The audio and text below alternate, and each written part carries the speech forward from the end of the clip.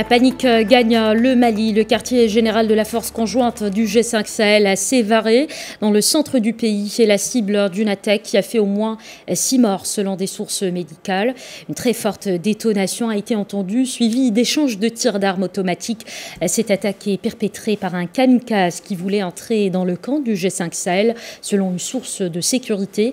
Il s'agit de la première attaque contre ce quartier général de la force conjointe lancée en 2017 pour lutter contre les extrémistes. Et pour plus d'informations, on joint notre correspondant à Bamako, Mohamed Danioko. Bonsoir. Bonsoir Manal.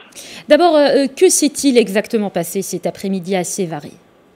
Oui, c'est aux environs de 14 h, n'est-ce pas, heure locale, juste après le retour des fidèles musulmans de la prière du vendredi, qu'une forte explosion, suivie de tirs à l'arme automatique, se sont produites au QG de la force conjointe du G5 Sahel à Sévaré.